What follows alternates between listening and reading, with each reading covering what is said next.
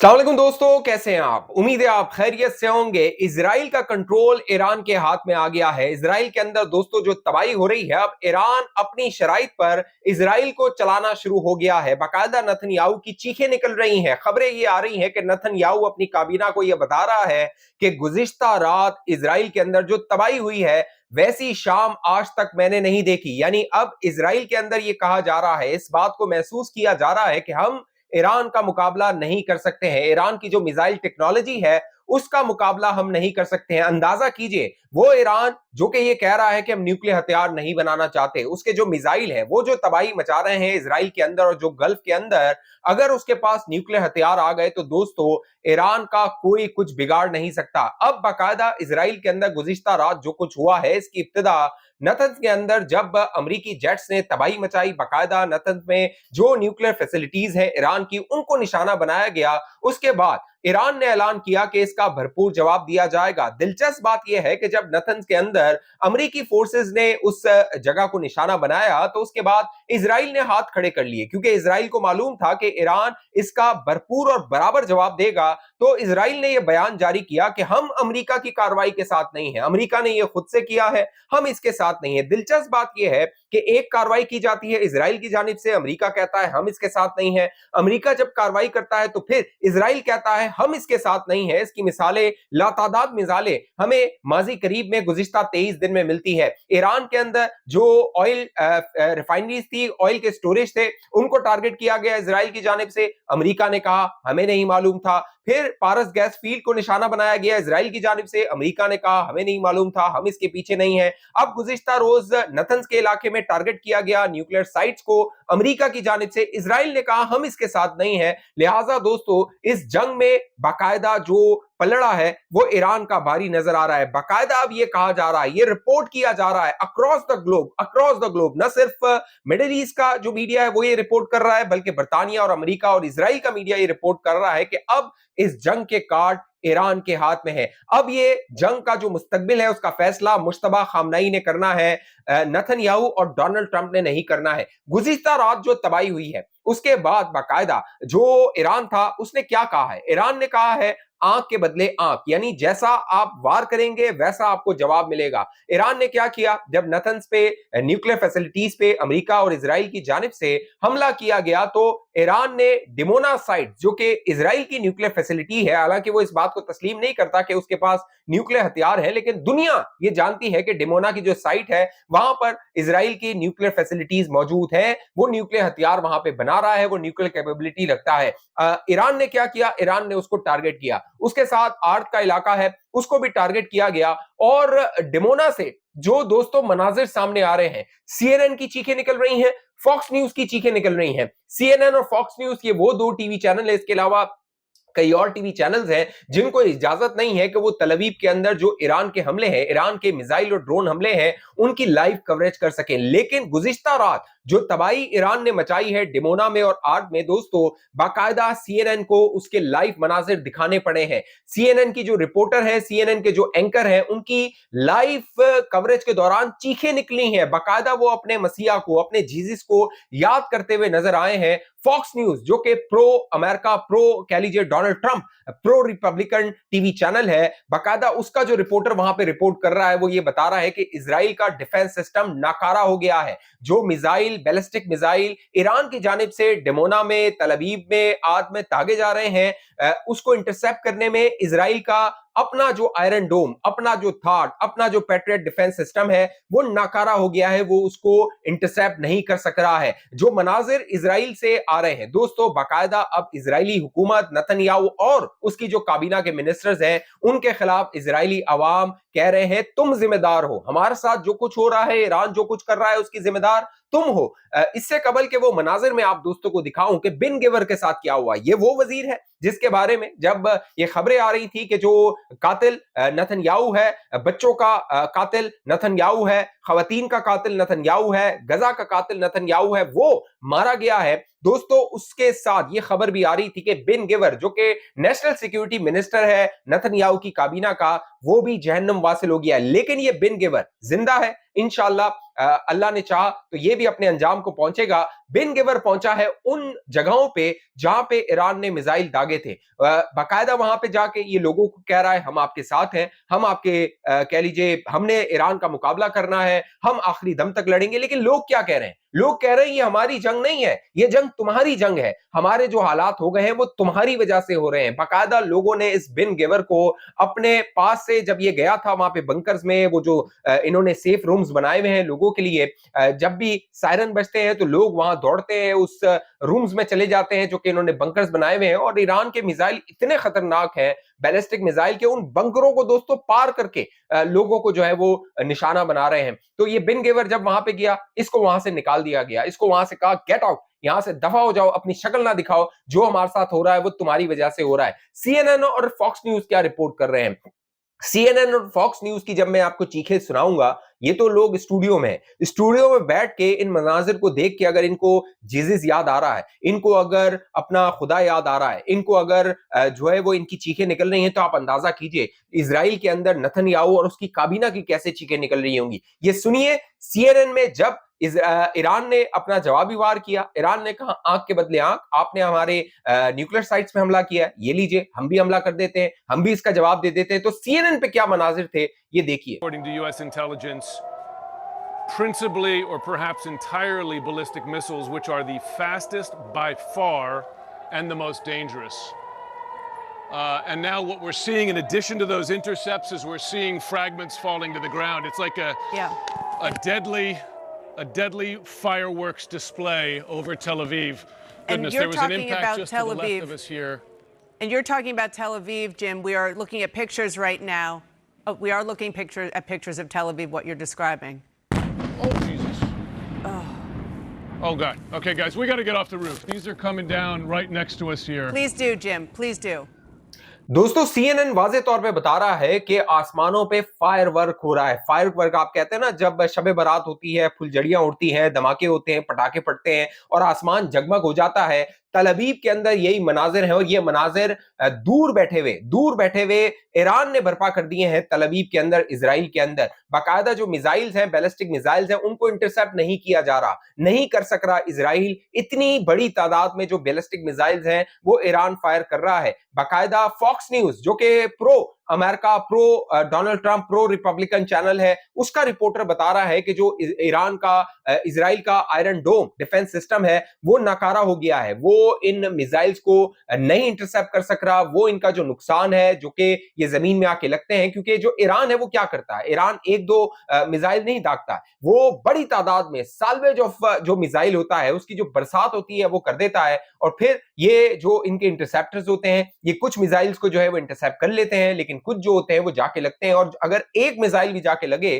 तो उससे भी बड़ी तबाही होती है। अब जो ये डेमोना साइट्स पे ईरान ने हमला किया है, उसके बाद बताया जा रहा है, इजरायली मीडिया जो रिपोर्ट कर रहा है वो मैं आपको बता रहा हूं, 200 से ज्यादा जो लोग हैं वहां पे जख्मी हैं, और आप इससे अंदाजा कर सकते हैं तो कितने जो है वो मारे गए होंगे, कितने हलाक हो गए होंगे। जो नंबर ये रिपोर्ट कर रहे हैं वो 11 है, लेकिन जो है वो वाज़ेह है कि 200 अगर जख्मी है तो इसी के हिसाब से तकरीबन 50-100 जो है वो इसमें हलाक भी हुए होंगे। जो नंबर है उसको इजराइल डाउन प्ले कर रहा है, लेकिन बजाहिर ये लग रहा है अब ये जो गेम है दोस्तों ये ईरान के कंट्रोल में आ गई है। अमेरिकी सदर डोनाल्ड ट्रंप इजराइल चाह रहे हैं, बाकायदा बिहाइंड द सीन ईरान को पैगाम भिजवाया जा रहा है कि सीज फायर कर लिया जाए, मामलात को तय कर दिया जाए। लेकिन ईरान ने क्या कहा है? ईरान ने कहा है कि अब जब मुज़ाकरात होंगे, अब सीज फायर नहीं होगा, अब मुस्तकिल अमन होगा, अब पीस होगा, सीज फायर नहीं होगा। अगर आपने अमन के लिए मुज़ाकरात करने तो हम तैयार हैं, सीज फायर के लिए हम मुज़ाकरात करने को तैयार नहीं है। स्टेट ऑफ हॉर्मोज उसको बंद किया था ईरान ने। डोनाल्ड ट्रंप दोस्तों कह लीजिए कि बेबस नजर आ रहा है।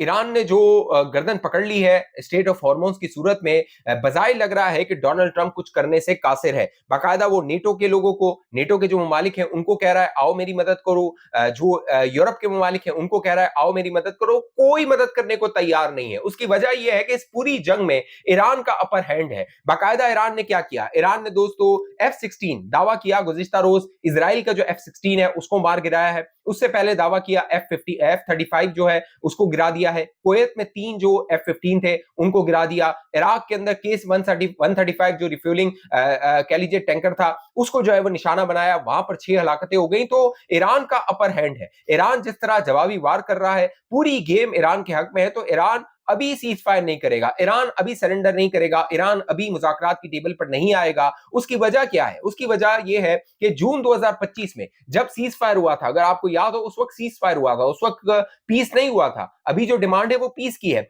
उस वक्त आयतुल्लाह खामनई थे। उस वक्त भी ये अमेरिका और इजराइल दावा कर रहे थे हम आयतुल्लाह खामनई को टारगेट कर सकते हैं, निशाना बना सकते हैं। लेकिन डोनाल्ड ट्रंप ने कहा कि मुझे मालूम है वो कहां पर है, मैं उसको निशाना नहीं बना रहा हूं। उस वक्त डोनाल्ड ट्रंप ने ये बहुत अच्छा काम किया था। क्यों? उसकी वजह यह है कि आयतुल्लाह खामनई के होते हुए मुज़ाकरात हुए, मामला तय हुए, सीज फायर हुआ। जो ईरान था उसने अपना आखिरी जवाबी वार किया अल उदैद एयरबेस जो कि कतर में है, और फिर हिसाब बराबर हुआ, सीज फायर हुआ और मामला तय हो गए। फिर दोबारा मुज़ाकरात शुरू हो गए। आयतुल्लाह खामनई थे, उन्होंने मुज़ाकरात शुरू करवा दिए। आयतुल्लाह खामनई की पर्सनैलिटी जो थी वो 86 साल के थे, दुनिया उन्होंने देखी हुई थी, वो सदर भी रहे थे, सुप्रीम लीडर थे, दुनिया के कई लीडरों के साथ उनकी मुलाकातें थी, उनका एक बड़ा एक्सपोजर था। लिहाजा वो एक अलग तबीयत के शख्सियत थे, उनका एक दुनिया का वर्ल्ड व्यू डिफरेंट था। लेकिन अब जो मुश्तबा खामनई है और इनके साथ जो टियर लीडरशिप है, देखिए इजराइल ने क्या किया, अमेरिका ने क्या किया, जो मिच्योर लीडरशिप थी जो कि दुनिया के साथ इंगेज कर रही थी। अली लारजानी दुनिया के साथ इंगेज कर रहा था, इनके जो दीगर लीडर्स थे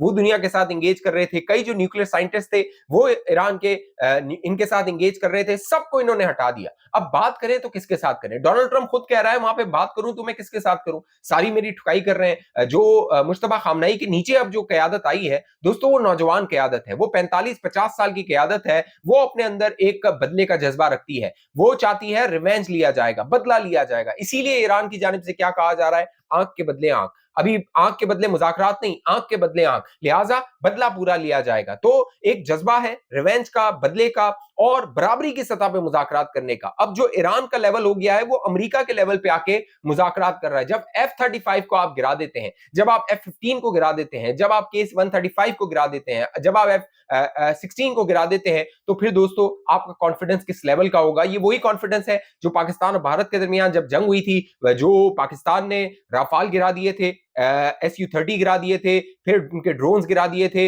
11 से 12 जो जेट्स थे उनको गिरा दिया था। तो पाकिस्तान का जो कॉन्फिडेंस था वो एक नेक्स्ट लेवल का था। तो अब वो कॉन्फिडेंस ईरान का है। ईरान ने तकरीबन 17 जो जेट्स हैं उनको गिरा दिया है, ड्रोन्स के बशमूल MQ-9 जो ड्रोन्स हैं उनके साथ गिरा दिया है। तो उसका एक अलग ही कॉन्फिडेंस है कि हाँ हमारा अपर हैंड है, हम क्यों मुज़ाकरात करें, हम तो जो है वो ताकतवर हैं, हमारी जो पोजीशन है वो मुस्तहकम है। इसीलिए अब क्या हुआ है, अब हुआ ये है कि जो अरब के ममालिक हैं, जो ये गल्फ के ममालिक हैं, इन्होंने गुज़िश्ता दिनों 18 मार्च को एक मीटिंग की रियाद के अंदर, जब ईरान जो है वो टारगेट कर रहा था, और उसी दिन बाकायदा जो इजराइल था उसने जो पारस गैस फील्ड है ईरान के अंदर उसको निशाना बनाया। फिर ईरान ने क्या किया, ईरान ने जवाब दिया, ईरान ने कतर के अंदर जो लफान गैस फील्ड है उसको निशाना बनाया, जो कि बहुत बड़ी गैस फील्ड है। उससे बताया जा रहा है कि कतर तकरीबन 3 से 5 साल पीछे चला गया है, इतना अरसा लग जाएगा उसको रिकवर करने में। 17% जो कतर की एक्सपोर्ट है वो वहां से होती थी, लिहाजा एक बहुत बड़ा धचका लगा है कतर को, और दीगर जो गल्फ के ममालिक हैं उनको भी धचका लगा है। लेकिन इन सब के पीछे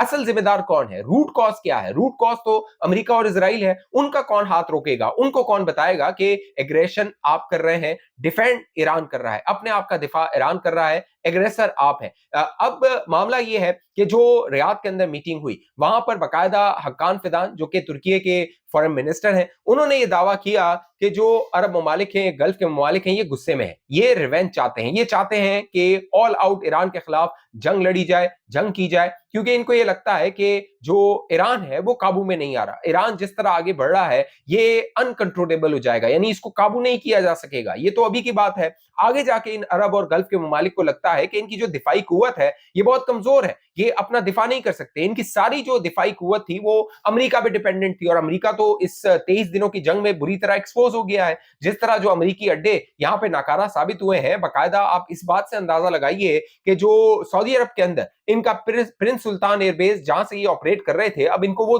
जो एयरबेस है वो छोड़ना पड़ा है, और सऊदी अरब को कहना पड़ा है हमें किंग फहद एयरबेस जो है वो एयरबेस दिया जाए ताकि हम ईरान के ऊपर हमले करें। यूएई जो है वो बड़ा कह लीजिए कि डामाडोल हुआ है, उसकी जो मईशत है उसकी सारी डिपेंडेंस जो थी एक्सपेट पे थी। तकरीबन 11 मिलियन आबादी जो है वो है टोटल यूएई की, उसमें से जो उसकी मकामी इमारती आबादी है वो तकरीबन 1 मिलियन या 1.5 मिलियन लोगों पर मुश्तमिल है। तमाम जितने भी एक्सपर्ट थे, जो इन्वेस्टर थे, वो दुबई छोड़ के जा रहे हैं, वो यूएई छोड़ के जा रहे हैं। उनको लग रहा है यहाँ पे तो हम इनसिक्योर नहीं है, जो ईरान है उसकी रेंज पे अब यूएई आ गया, लिहाजा ये जो अरब ममालिक है इनके अंदर गुस्सा है। लेकिन 18 तारीख को जो खाकान फिदान बता रहे हैं कि वहां पर जो कुछ हुआ है, पाकिस्तान ने एक रोल प्ले किया है। दोस्तों, इसहाक डार साहब वहां पर मौजूद थे रियाद के अंदर, और वहां पे जब ज्वाइंट स्टेटमेंट जारी होने वाला था, तो जराई ये दावा करते हैं और डिप्लोमेटिक जराई ये बता रहे हैं, बाकायदा कामरान यूसुफ साहब बड़े सीनियर सहाफी हैं, उन्होंने ये रिपोर्ट किया कि पाकिस्तान ने उस ज्वाइंट स्टेटमेंट को ठंडा किया।